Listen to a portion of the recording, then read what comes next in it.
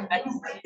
All right, so we're gonna go ahead and get started. Thank you guys for coming to the second talk in our semester-long series looking at political polarization. Sierra will be introducing Ken, but I just wanted to thank you guys all for coming out in the snowy, cold day. All right, so can you hear me in the back? I don't have a microphone, so okay. So Ken Kollman is the Frederick Chewell Professor and Professor of Political Science at the University of Michigan. He is also the Director of the Center for Political Studies at the Institute for Social Research. Ken earned his PhD in Political Science from Northwestern University, and he then joined the faculty at the University of Michigan, where he has made important award-winning contributions in fields such as computational social science, comparative, and American politics. His 2013 book, Perils of Centralization, uses data from the European Union, the Roman Catholic Church, General Motors Corporation, and the United States government to understand issues of centralized power within systems. And today, he'll be talking about dynamic partisanship, an idea that he addresses in his new book, co-authored with John Jackson. His work has been supported by many organizations such as the NSF and the Mellon Foundation, and is also published in top journals such as the American Journal of Political Science and the American Political Science Review.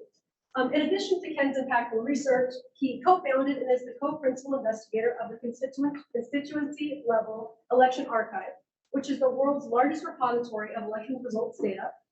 He is also committed to service here at the University of Michigan. So please join me in welcoming Ken.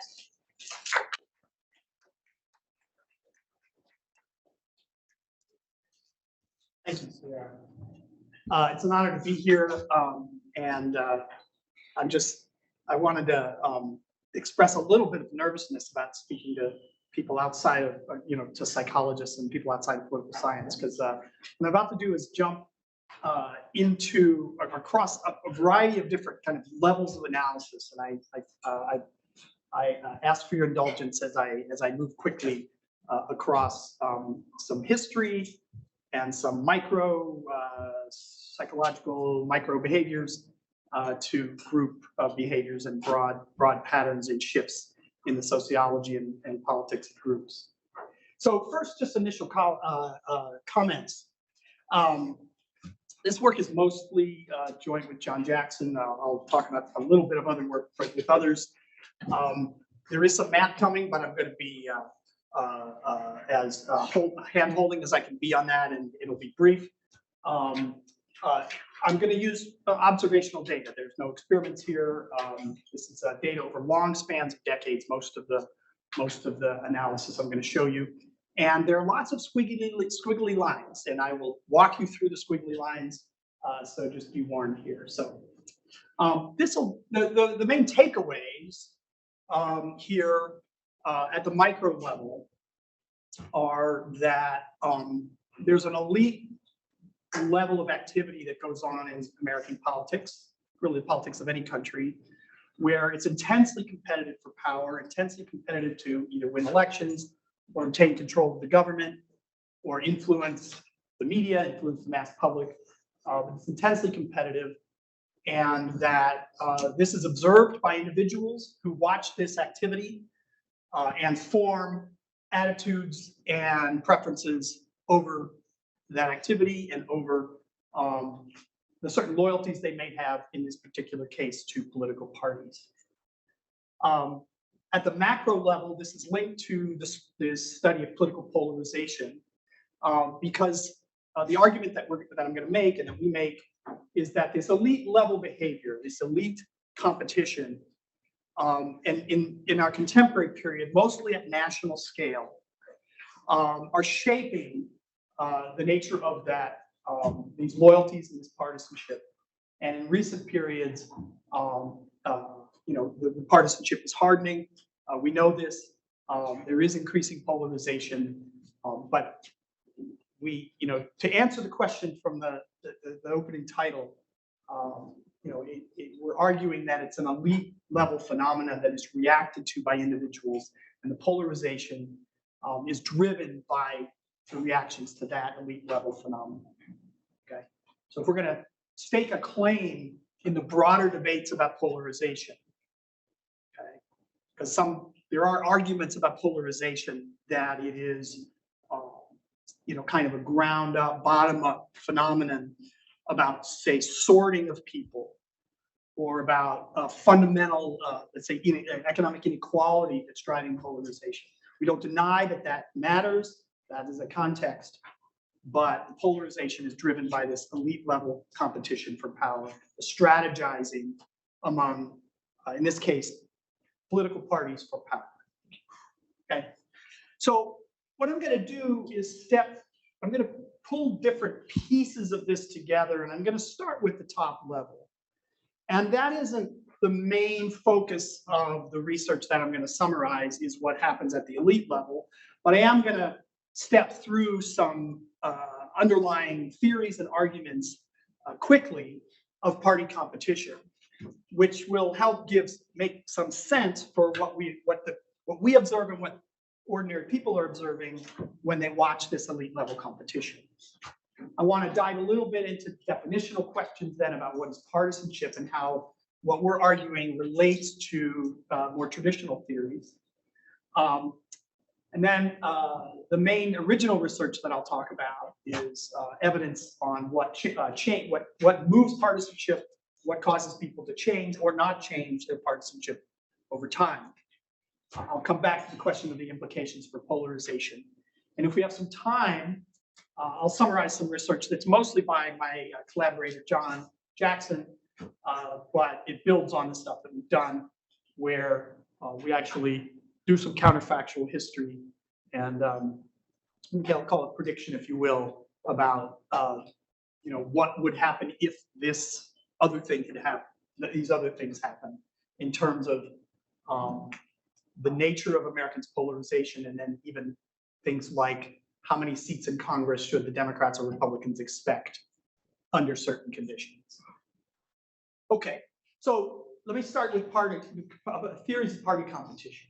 So the very canonical model of party competition comes out of work back in the last century, about midway through the last century. Anthony Downs developed a theory of party competition in space, so ideological space. And this is the Democrat and the Republican,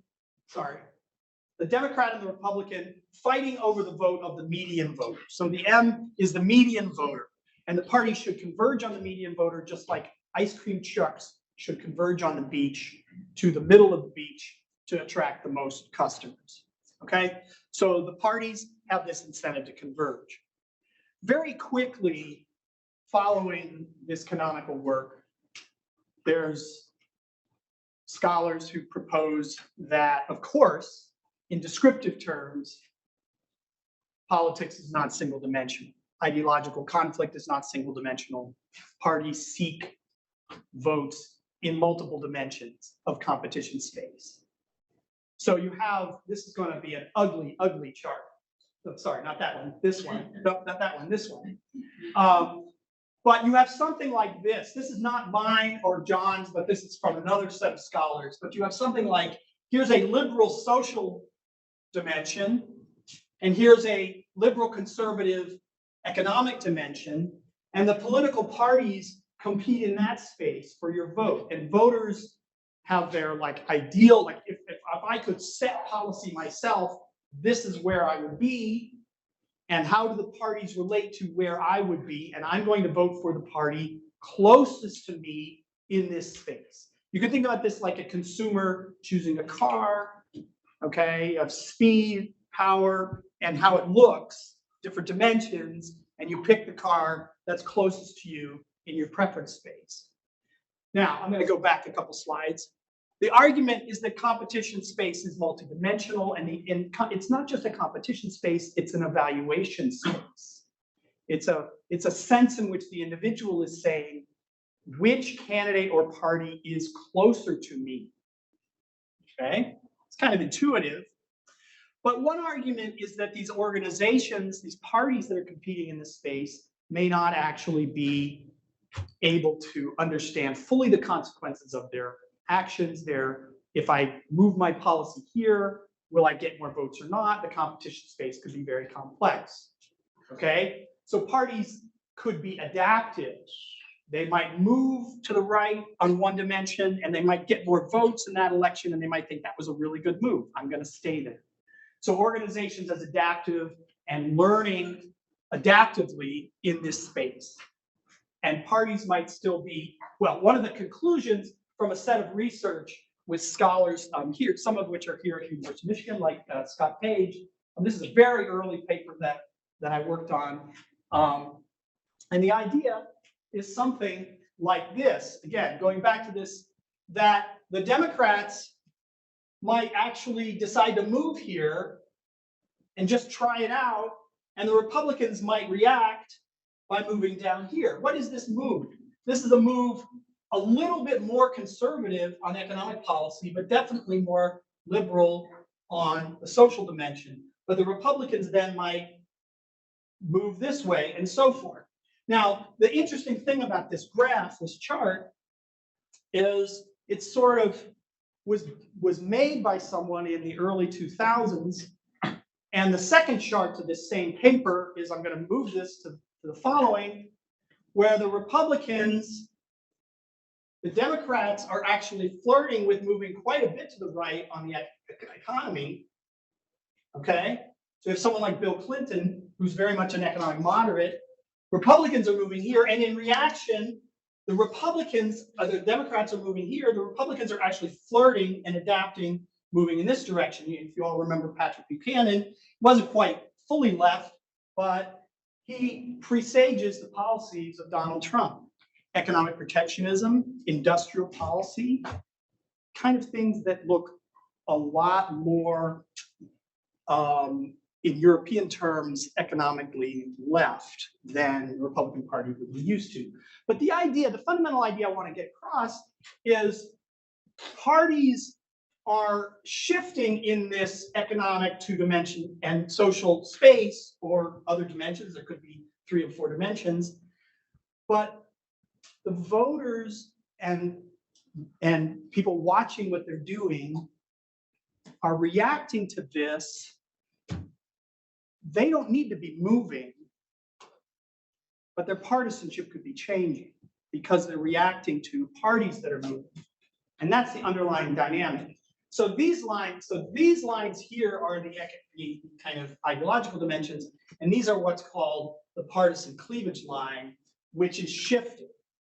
Okay, it's sort of rotating, okay, dividing the Republicans and the Democrats from each other.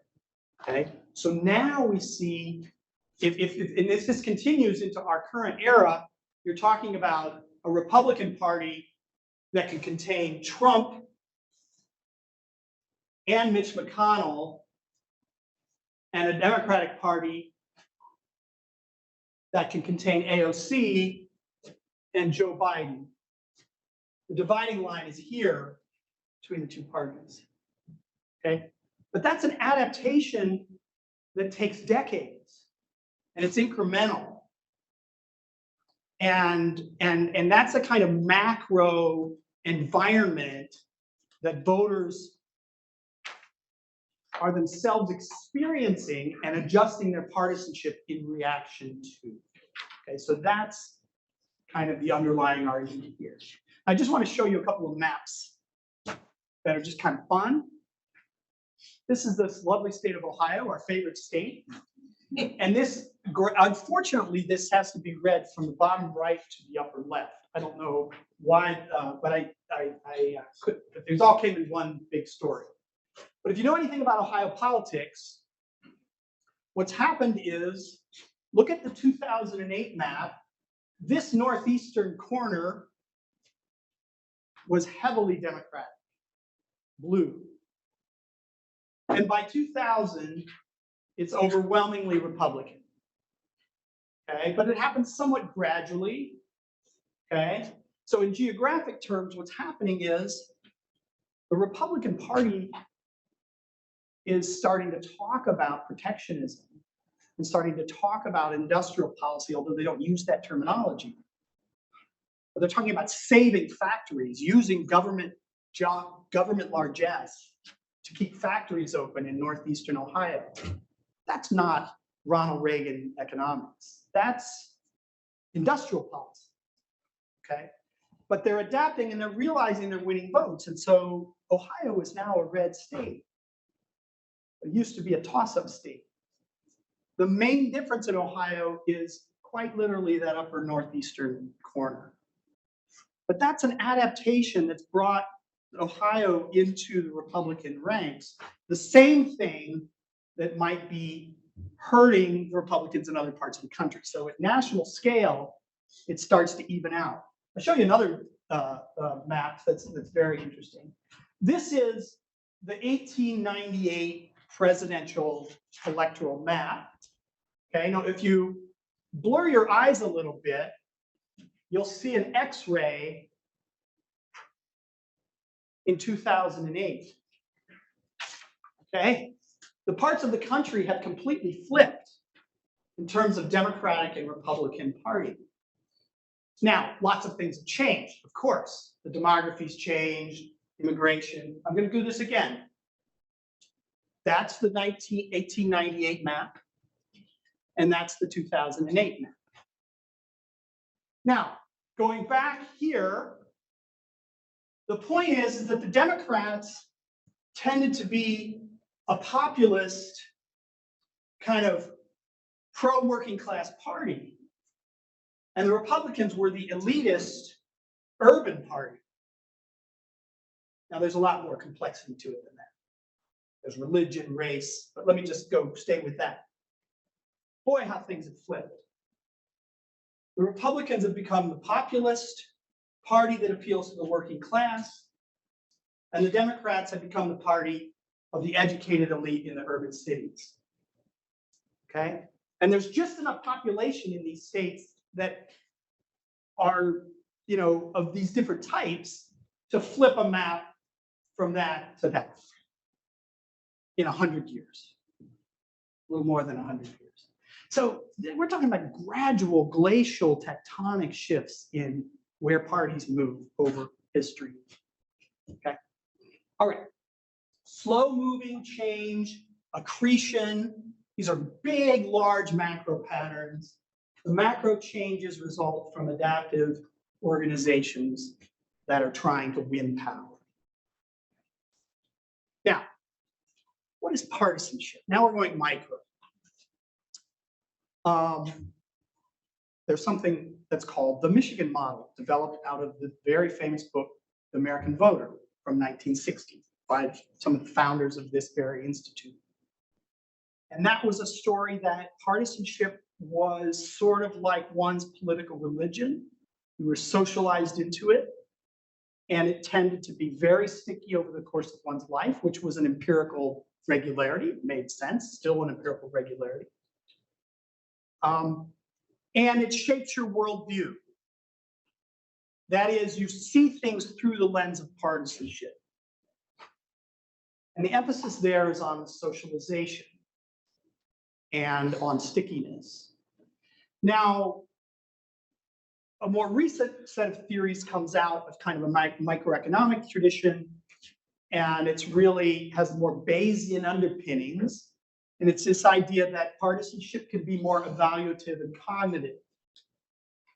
Now, in the last few years, I'd say the last decade or so, theories of partisanship have started to drift to something more akin to brand loyalty, which is an attempt to kind of blend these ideas kind of consistent with behavioral economics. This idea that there are biases, there's stickiness, there's habituated behavior, but it is still evaluative and cognitive all the same. The difference between brand loyalty, I mean, I buy this kind of cereal or I buy this kind of car because I'm brand loyal. I vote for this candidate or that candidate because I'm partisan. The difference is in consumer products, you are evaluating the experience of private goods. How well does this car drive? How well does this hamburger taste? How well do these shoes fit? Whereas in politics, you're evaluating something public and collective, which is different. So it's not exactly like a brand loyalty you'd get in consumer economics. But one thing that does unite these concepts is this idea that firms compete for your dollar or your money for private good. In this case, parties adapt to compete for your vote, but also your loyalty. So a firm wants you to develop brand loyalty, and a party wants you to develop partisan loyalty, or at least they should, if a party wants to succeed over the long term. Now, why is this relevant? So our theory about party is really a model of how partisanship is updated. And where we differ from the standard in this book that we published last year, where we differ,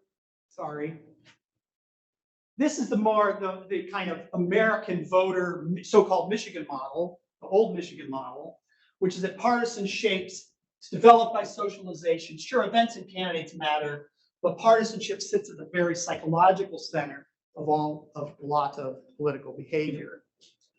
Our theory is an attempt, it's not necessarily directly at odds, but it is an attempt to say, how do we understand partisan change when it happens?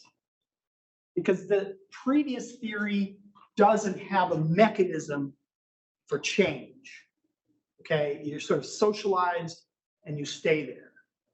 And so the idea is we want to build in some notion that we receive information and we can change. Every once in a while, people do change their partisanship. Okay, I'm going to go back a little bit. So this is a kind of a classic, very well-known data from political science, which is the partisanship of different population groups. And so I don't, this is just a scale, partisanship scale from surveys.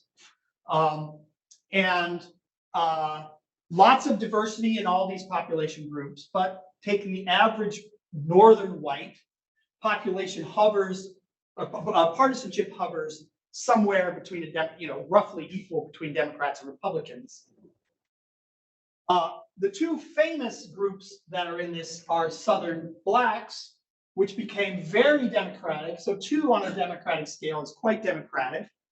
So you're jumping up has become more Democratic. That should be labeled. Very Democratic in the mid-60s and stayed quite Democratic for the rest of the time. But the Southern whites have just slowly and gradually become more Republican. Those two phenomena of blacks becoming more Democratic and roughly staying there since the late 60s, and Southern whites just slowly over time becoming more Republican, are 2 of the major tectonic shifts in American society, in American politics, that have occurred in the last 50 years. So that's the model we have. The idea is we can accommodate both of these kinds of patterns, or all 3 of these kind of patterns. Relative stasis, abrupt changes, and gradual changes. The idea is to have a model that can accommodate all of it. Okay, I just want to show you, this is Britain, okay? And the book has 3 other countries. I'm not going to talk about Britain after this slide. But one of the main things that's happened in democracies all over the world is the declining left voting of the working class. Now, it jumped up a little bit under Tony Blair, but roughly, these are bigger changes than they look. This is also the white-collar workers gradually becoming more left, okay? So the working class becoming more conservative and white-collar workers become more left. Just like I was talking about with the state of Ohio and the national map. It's happening all over the world. So you sort of say, what's happening here isn't unique to the United States. Okay. So what do we do in this book? We look at survey data of groups in the population over decades, long periods of time. And we look at the partisanship of those groups in the population. Large groups, like Southern whites, okay? Southern blacks, like large groups in the population. We look at their partisanship over decades. We also look at the economic performance of the incumbent governments using objective economic data, can also use subjective evaluations. We primarily use objective economic data. We also track, do their issue preferences change over time? Do their ideological and issue preferences change over time? And we track their partisanship and their evaluation of where the parties are in issue and ideological space relative to them. Fortunately, we have data back to the 50s for the United States for these data. Okay, so again, we're tracking objective economic indicators, where they perceive the parties are relative to them in these issue and ideological spaces, and their own, where they place themselves on issues and ideology. We're saying, what tends to move with partisanship? Okay. And it's overwhelmed, well, primarily in all 4 countries, the third thing. In other words, it's not that people are changing their partisanship because they think the parties in power are incompetent on, let's say, the economy or foreign policy. It's not that people's preferences are changing on issues and ideology that is moving partisanship. It's their perceptions that the party that I was voting for before moved, or was party of partisanship, had the partisanship of before, is moving away from me relative to its competitor. That's what's making the change. And it happens in all 4 countries, the predominant group. Okay? So that's what we mean by top down. So let me just, a little bit of math, sorry. The core model is that this is what you answer on a survey. This is the partisanship you give. This is your, what we call normal partisanship, which is your habitual, okay, what you ordinarily say. That can be changed by what we call short-term events or short-term forces. This is like the state of the economy plus some error.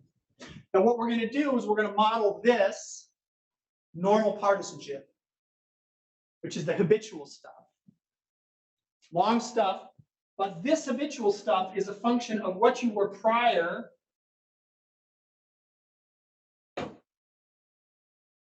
okay? This is a value between 0 and 1, weighted by your party utility, which is the kind of value you get from the parties, okay? And the degree to which you're going to put weight on your prior partisanship is further going to be modeled with a fancy model, but a fancy logistic model. But the key thing here is this is a function of the delta or the change on the degree to which the parties have moved in space. So if the parties don't move in space, the parties don't move at all, this value is going to be very close to 1. Okay? Which means you're just going to stick in place. But if the parties move a lot, you're going to be putting a lot of weight on what you're seeing that movement. Okay? So that's the kind of underlying math here. Now, we're going to put one slide with a lot of math. We basically can get this, doing algebra, to be all based on observables. Okay? Observable values. Long story there, which I won't go into. Did you have a question, Ian? So the P star, when you say normal, is this the average? My perception of the average partisans, or that's your brand loyalty. Okay. That's your brand loyalty. So it is. This is your purchase decision. Okay. This is your purchase decision. This is your brand loyalty. It can be shifted around by a shiny new object you see, or something that's happening in the world that you don't like. So you're going in to buy a car, you're inclined to buy a Ford, but man, that Chevy looks pretty good. That's this stuff that shifts you off. So it is my trait, is it? Trait? Yeah, so where is it originally coming from? So from the first period where you have data about. Yeah, I mean, we don't deny that your parents' partisanship is usually where you start out. Okay. It's usually where you start out. But early voting experiences, I mean, a lot of kids, like young people today, have been influenced by the presidencies of Obama and Trump, especially. Okay, so these are formative, very salient elections for young people. Could shape that. Any number of the, could shape this, right? Early on. Okay. Yeah, let's come back. Yeah. Yeah, when you talk about partisanship, I'm intrigued by what you mean by partisanship, because if there's any change over the past few decades, it's shifting away from parties to labeling oneself as independent. So when you're talking about partisanship, are you talking about voting propensities or the label you apply to yourself?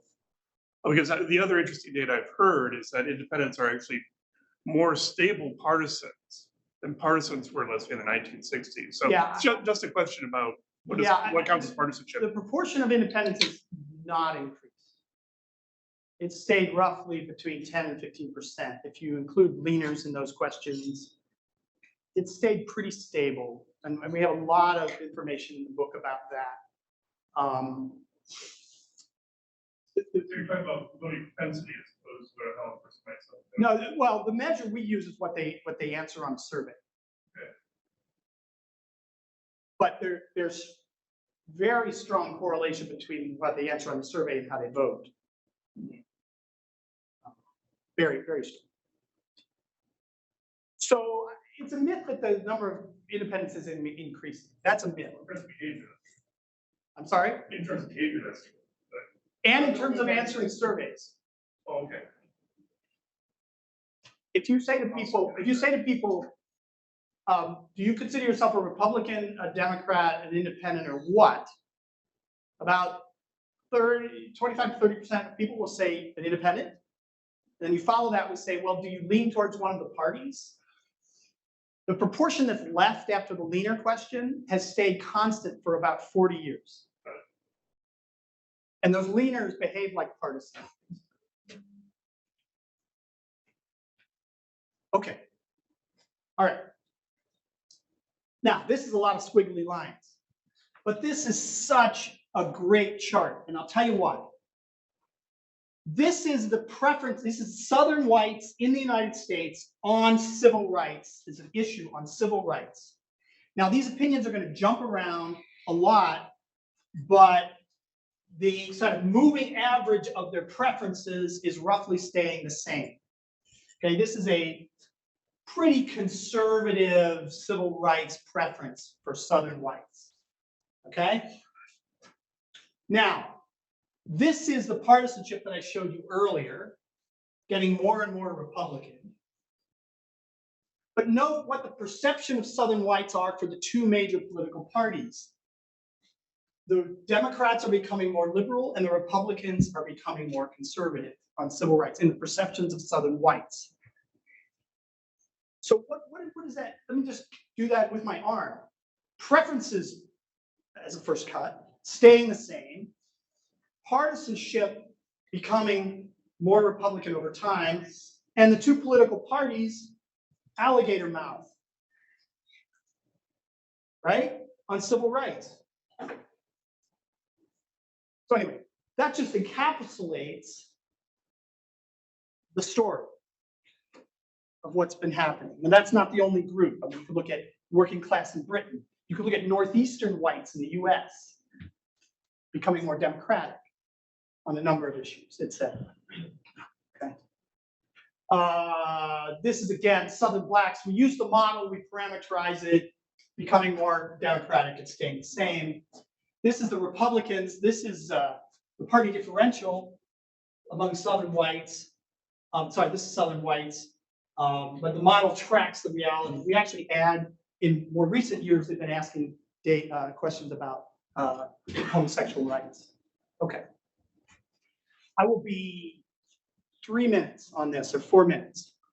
A fun little follow-on to what we've done is we can parameterize the model. That is the responsiveness of populations in their partisanship to the movements of parties. So we can parameterize that. And then we can do a counterfactual. This particular counterfactual, and I'm going to give most of the credit to my co-author on this, but it builds on the stuff that we did in this book, is if the Democrats in 2020 had the same perceived ideology as Joe Biden, because Joe Biden was perceived as more moderate than the Democratic Party as a whole. If the Democrats as a whole had had the same ideology as Joe Biden in the perception of the American population, the Democrats would have gotten somewhere between 6 and 8% more of the national vote in the 2020 congressional election, which by a simple calculation of looking at if it was a uniform swing across the whole country would have led to about 12 more seats.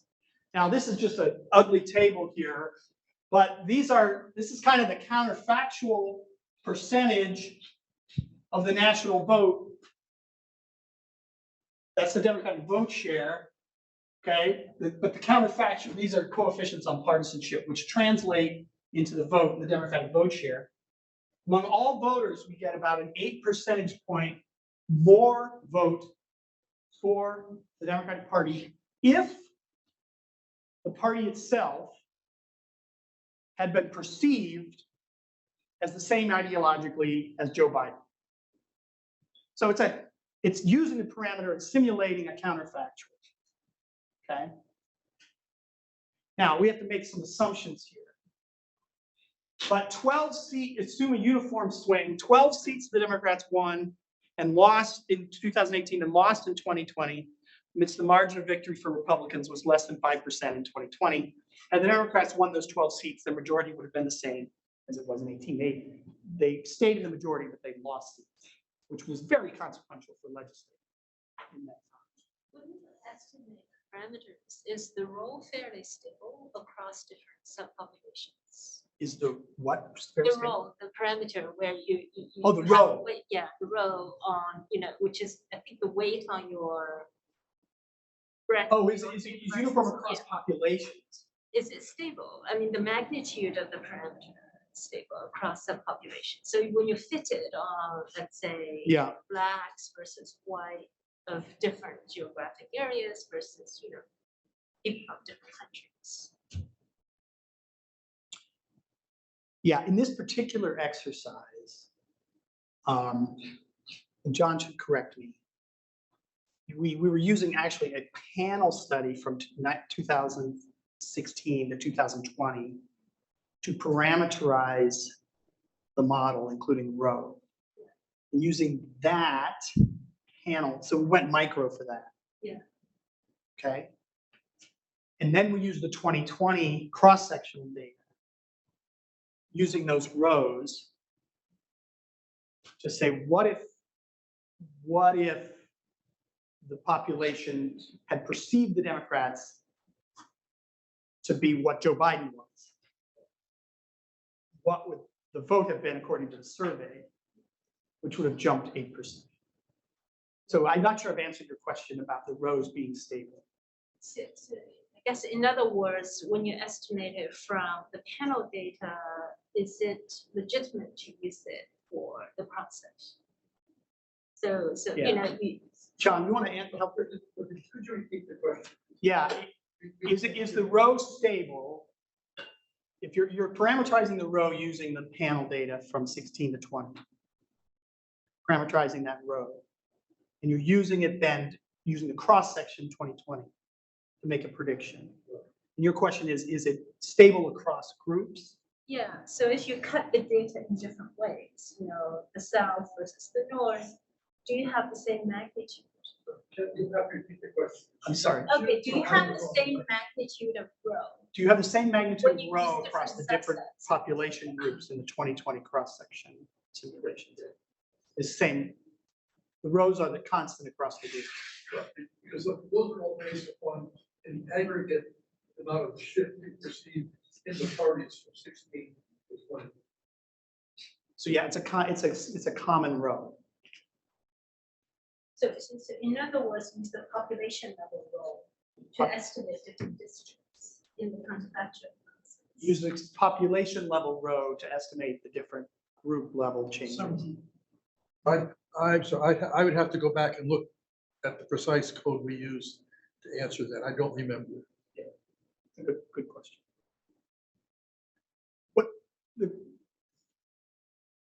Yeah, in the book, you're calculating the row is in common. In the book, we calculate row for each of 5 different social and geographic groups. So you get one value of row for Southern whites. Okay. A different value of row for Northern blacks. Got it. Yeah, that's because they, like Southern whites in that one graph, are perceiving the Democrats perhaps as being more liberal on civil rights than Northern whites might. So you might have a different perception that would lead to a different row. Yeah. Okay. I'm done. Question? Yes. Okay, thank you for this. I have a question that I'm not quite sure is actually productive to ask, but I'm asking nonetheless.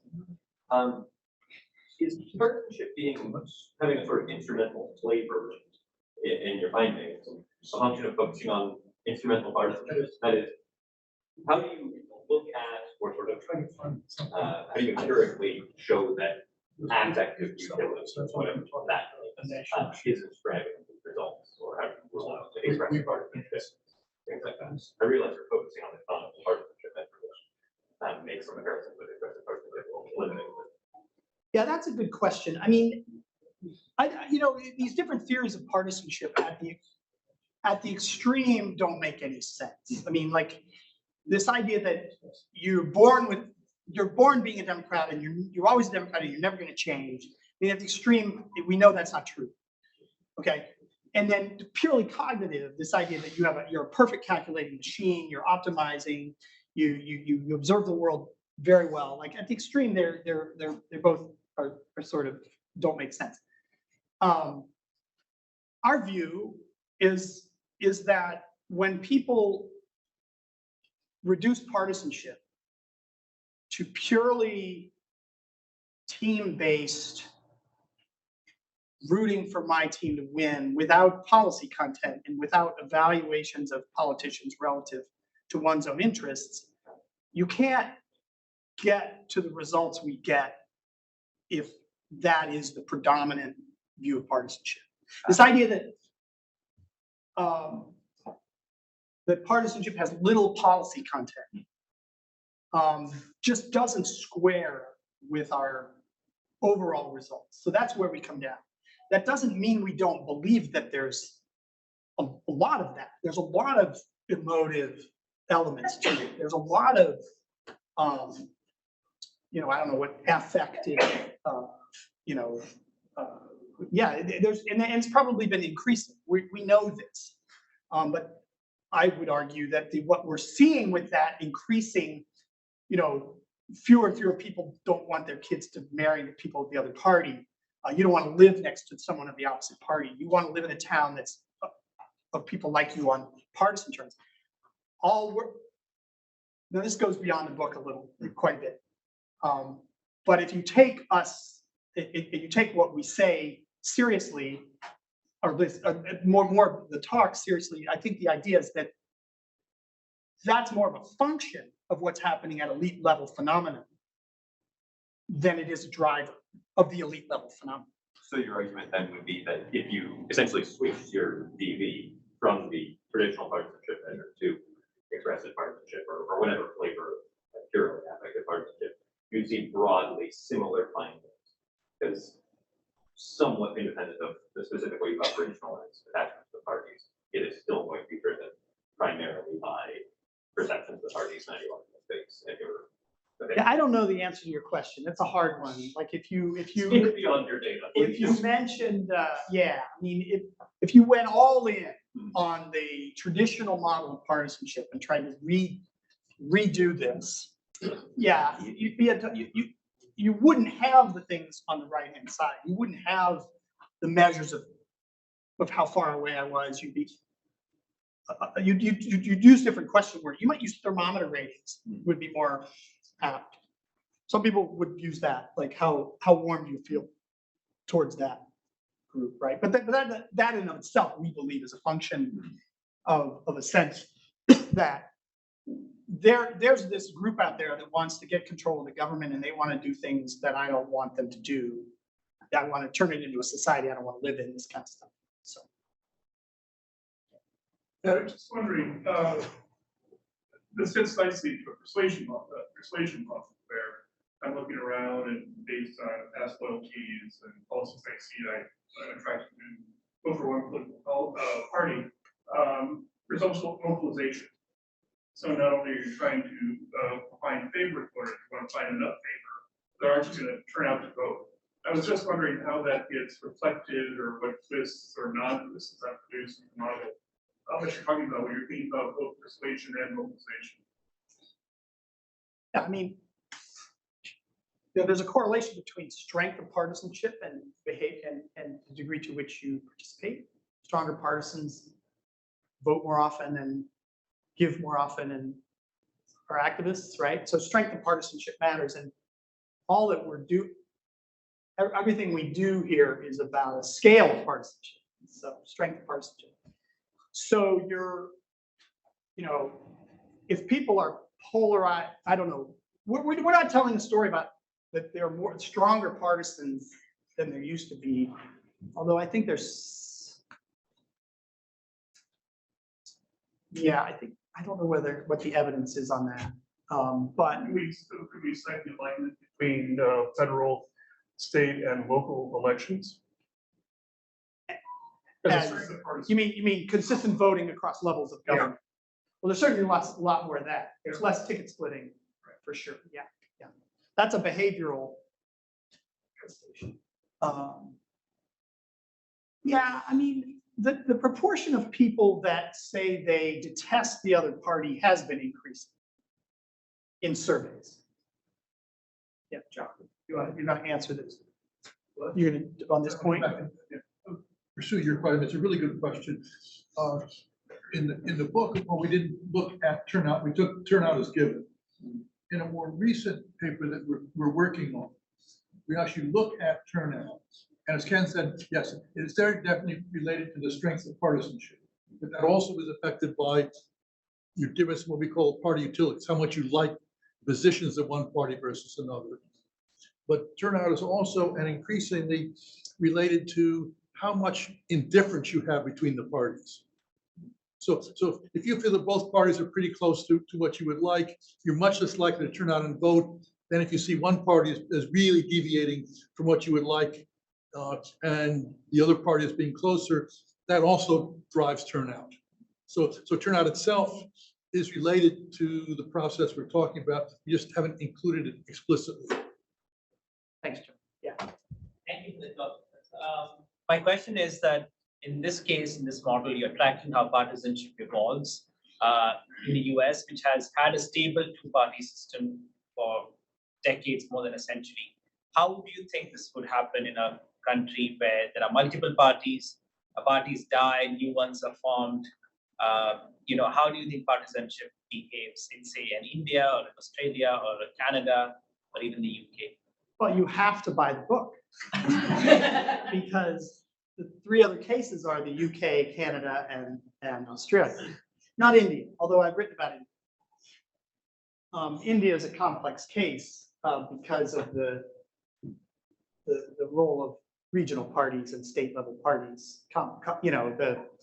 Much like Canada, you have to, when you ask them their partisanship, you have to say, I'm talking about your provincial or state partisanship or your federal partisanship. You have to do that in India and in Canada somewhere. We, in the book, and this is what beyond the talk here, we make a distinction between people who, so all of the 4 countries have 2 main parties that govern, okay, all of them.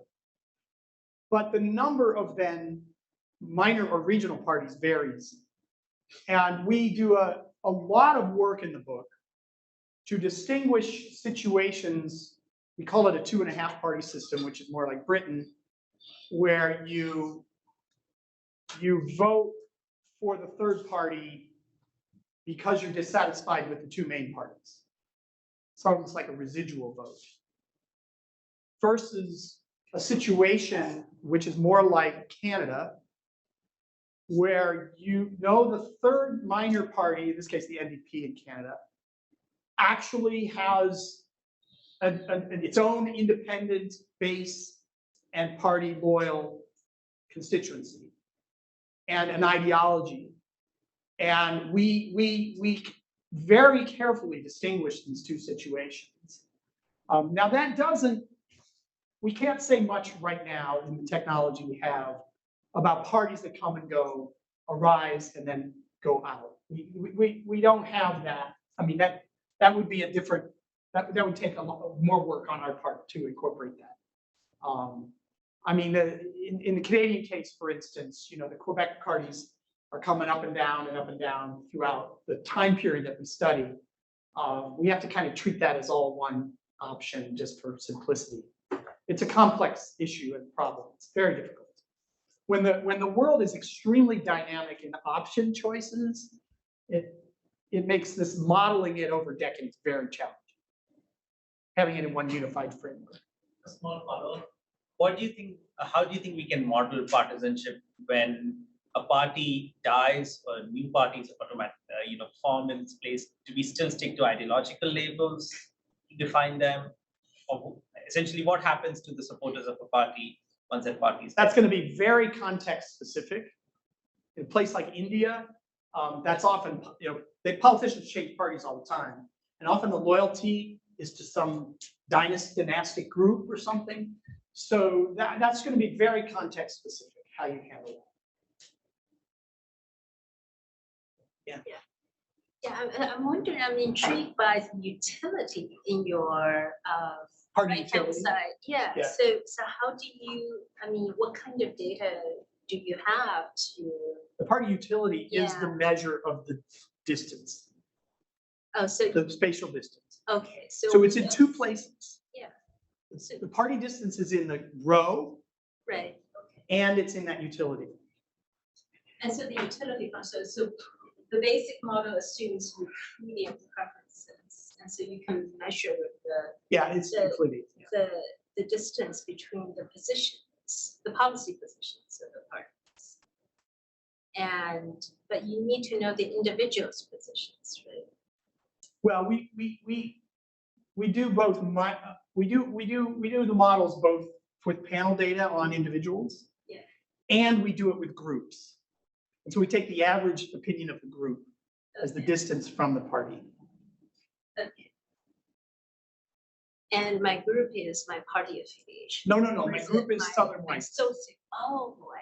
Okay. Or Demographic. working class people from London, or something like that. Yeah. That's your group. It's a demographic or geographic group, usually a cross between those. A religion group in some countries, So you had described partisanship as parties moving away or toward people. Did you look at all at what factors drive parties in different directions? Well, we didn't define partisanship by parties moving. We're saying that's what moves partisanship. Partisanship, the definition is, well, we defined it, but it's this something close to brand loyalty. It's a kind of habitual attitude you have that motivates your behavior. But What was your question again? Sorry. Sort of like, why does the plan change? Oh, why does that change? Well, that's where I started the talk with, which is that it's the parties are locked in competition to win votes. So they're adapting in a very complicated competition space. Kind of like the automakers trying to win your dollar. Okay. And it's very hard to predict where the next strategic move is going to go. I mean, predicting that in advance is very, very difficult. But the point is, when we go back to the map of Ohio, the point is that the Republicans saw an opportunity. Take Ohio and take it to the whole country. They saw an opportunity to say, you know, if we go more protectionist and more anti-Chinese, we can win places like Northeastern Ohio. And so that's an adaptive move. And the Democrats haven't really recovered from that. The Democrats have a natural demographic advantage, but they can't, they haven't quite recovered from that Trumpian move. That's what we're in right now. But that's an adaptive flanking maneuver by the Republicans in that two-dimensional space, right? That's, I think, the way to think about it.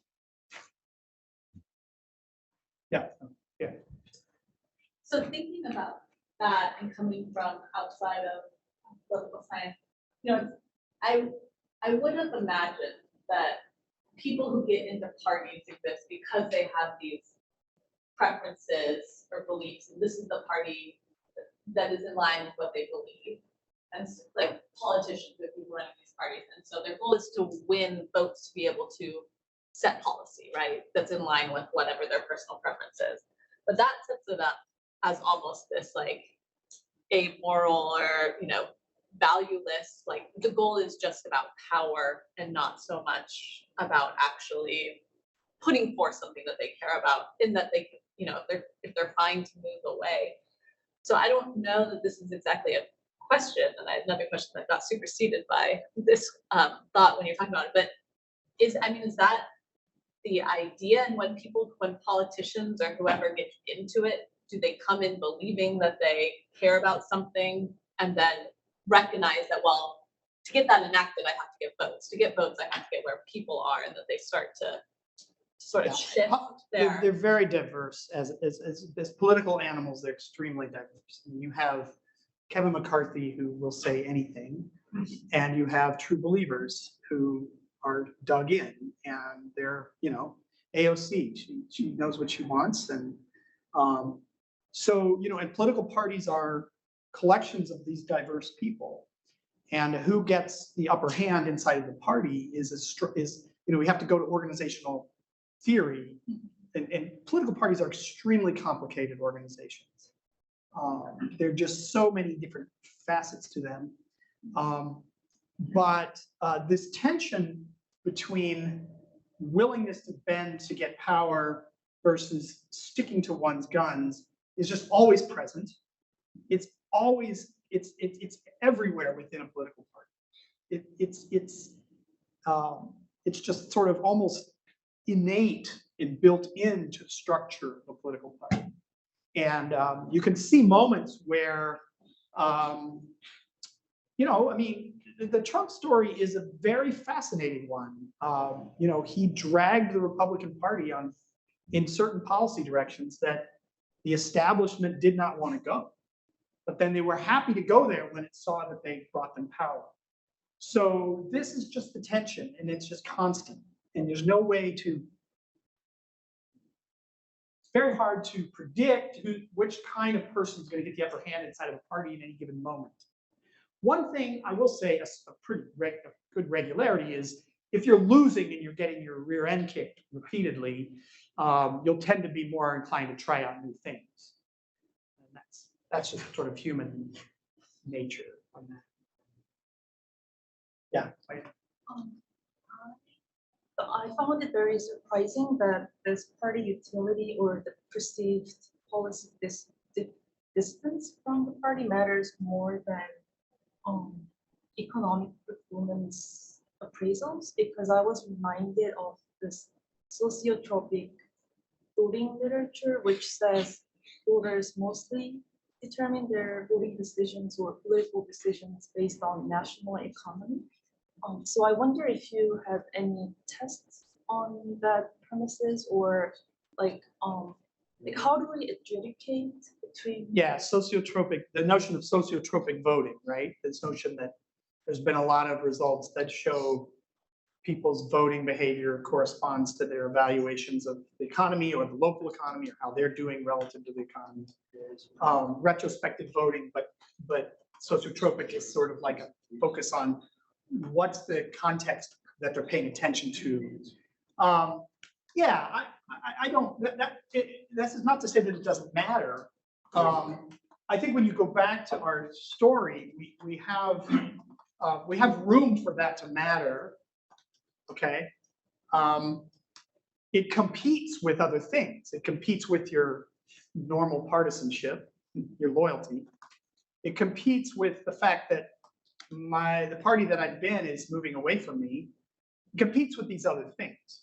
At the margin, yeah, it matters, and it might matter in particular moments in time. I mean, a lot of the sociotropic models were coming out of the 70s and 80s recessions. The real stagflation moments, those were when those papers were published, and I'm sure that that mattered a lot in those moments, at least at the national level in the United States. We don't deny that matters. It doesn't explain normal partisanship. It might explain the vote. Sociotropic voting is about voting. This is about partisanship. They're highly correlated, but they're not. They're different. So yeah. Oh yeah, I just want to see if I can get you the future. Oh, I thought I did that. Well, 2020 is the future. Sorry. Look at the aspect of one thing, which is huge age gradient. Huge what? Age gradient in terms of policy preferences right now. Yeah. And with silent generation dying and Gen Z coming on board and everything in the middle, where should I place my head? What are the moves are you having? Yeah. Well, I'm not going to go out too far out on a limb, but I will say the Republican Party needs to figure itself out, and if they don't schism, then We are presuming democracy. I'm sorry. We are presuming democracy. Yeah. Assuming that democracy continues. I feel like that's you don't want to predict more than 5 years out for anything, but I think in the next 5 years, that's the dynamic is what's going to happen within the Republican Party, because I think that the wild card there is the personality called Trump, and how that's going to play out. And I think it's really hard to predict. But let me just say a conditional prediction. If that gets a bit flushed out of the Republican Party system, then Republicans might return to being a more normal party. I don't think that's going to have. I mean, I think there'll still be a lot of polarization. There'll still be, but I think it'll give the Republicans a little bit more room. I mean, they're making gains. They're making big gains in suburbs right now on education and crime. Whether that'll stick is anybody's guess, but there's definitely an opening for the Republicans to make gains among, you say, young people, people in their 30s that are having kids and so forth. And the Latinx story. I'm sorry? And the Latinx story. Well, yeah, well, they're definitely making gains among Latinos. It's not as dramatic as often reported, but it is happening. We're making gains among Asian Americans in some parts of the West and South. But again, I think the wild card there is, there's an erratic element inside the Republican Party right now. It's just really hard to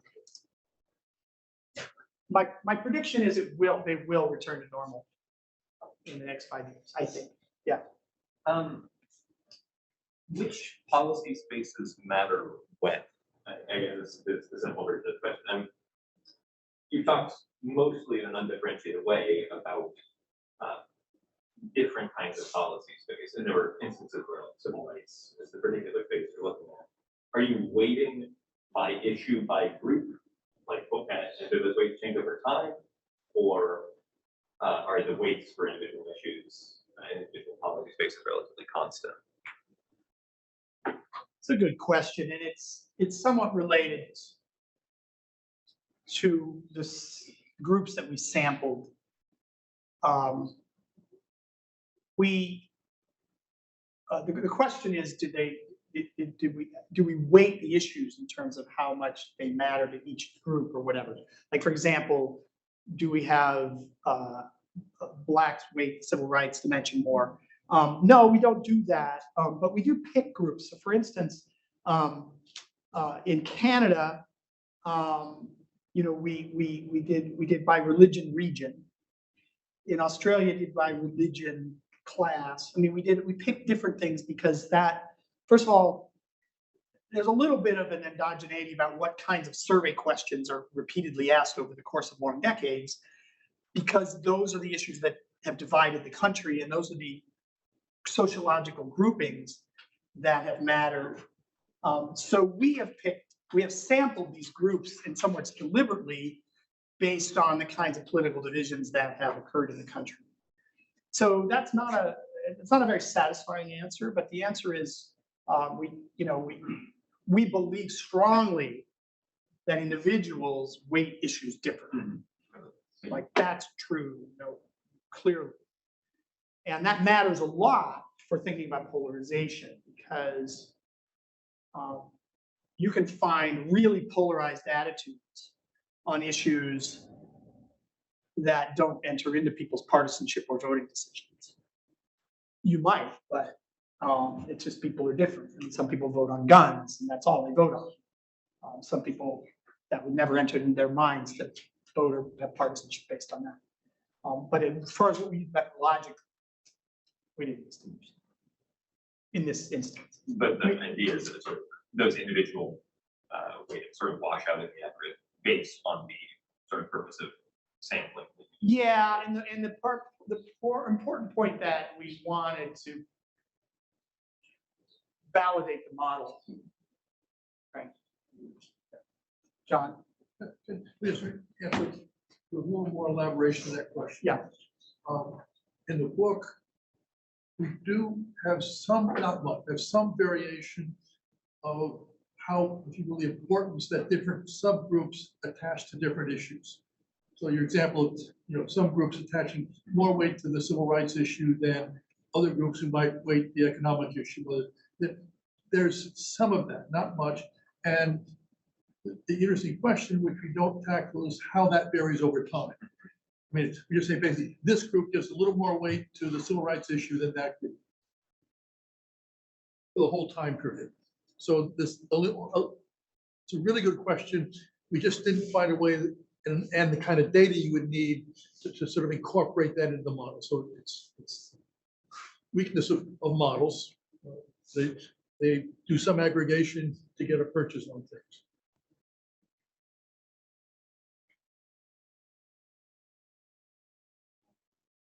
Last question. Do you guys have a sense, maybe from your individual panel data, I don't know. So there's some distance, and maybe this party is growing. Like if you ask me every year, every election, I've noticed that, hey, when I think about it, they're moving farther away from my preferences. That what the point is where the switch happens, and is that something that you can model sort of on average for people, or maybe there's individual differences depending on their party identity, strength, or things like that. But I imagine it's not the first time that you have a candidate who, a party has a candidate that's views are slightly different than mine, then I'm going to say, okay, I'm moving over. Like, at what point, does it enough evidence mount that I make the switch? I mean, theoretically, it's when the other party is closer. Okay, so the distance at which suddenly I realize I'm closer to that. Yeah, that's theoretically. that makes sense. Okay. Empirically, we see at least at the level of the group, a slow adaptation of something like Southern whites. You know, for blacks, it was like pretty sudden. It's like the '64 election, boom, right? I mean, that made a big difference. The gradualness, though, is partly an artifact of, in the case of Southern whites, for instance, and in the case of some other countries' data. If you're in 1972 and you're evaluating the Democratic Party, and they say, where does the Democratic Party, what's the policy of the Democratic Party on these issues? There's a lot of ambiguity because there's still Southern conservatives in the Democratic Party. And they are racially conservative. Now they're being kind of slowly and gradually being weeded out of the party, and some of them changing parties themselves as politicians, but some of them just dying off and being replaced by conservative Republicans. But the Southern Democratic conservatives held on at the local and state level longer than they did at the federal level. So your perception in 1972, if you're a Southern white, of where the Democrats are on civil rights is going to be very cloudy. And so that in and of itself is, I think, supportive of our story, that there is that they're perceiving something happening in the elite world, the political elite world. And when it's fuzzy, they're fuzzy. When it's clear, they're very clear. And so the gradualness is partly a function of that. The fuzziness is leading to people giving, there's variation in the population and where they're putting the Democratic Party. And that's, that's making that gradualness. So if you look at the graph of Southern white partisanship towards the Republican side, it's gradual. A lot of that's because the Democratic Party especially made a gradual move towards racial liberalism over a 40-year period. So, but that, anyway. Yeah, I guess I'm thinking back to those relationships, which I keep bringing up, is right, like by the time you break up with someone, usually you look back and realize that, should have happened 6 months ago, right? It's like things have to be really bad by the time you finally leave even some sort of long-term relationship. So I'm wondering if people that it makes sense if you're just looking at the equation to say, oh, as soon as you are closer, this part is closer to me than that one, I should make the move. But there's probably some residue that happens with having to change your identity and who, how you think of yourself. Like I've always been a Democrat, now I'm going to say I'm a Republican. Like how do I make, and so it probably is it that it should have been 3 elections ago, and it took me that long to finally get so disgusted with the state of like that I no longer want to be with them anymore. I think there's some of that. The row here is sticky. I mean, it leads, the notion of normal vote is there's some stickiness there. And that's certainly consistent with, I think, how we think about it. That it's not a pure Bayesian story. It is there's a bit of adaptation here built in because of the distinction between the partisanship you say you are in a survey and that normal partisanship. So, it's a really good point. I mean, and I think our sense is it's more, people are a bit more gradual.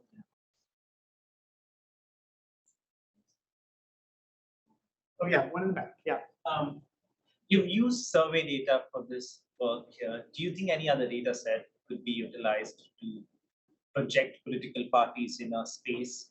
Oh, sure. There's this manifesto data which looks at the publications that parties do of their policies. There's text analysis of those. They put parties in policy space, and there's a lot of media data. I'm sorry. Is social media data useful? Do you think can it be? Can be, sure. Yeah, people are doing that. The statements of politicians, text coding of statements of politicians. There's a lot of that now. So you do things like coding of the legislative proposals by parties. With the move to text as data, which there's just so much progress made all the time, there's going to be a lot more creative ways to try to scale where politicians, parties, candidates are in space. Yeah, I think that's going to be a whole growth area. They're using text as data, so from social media, et cetera.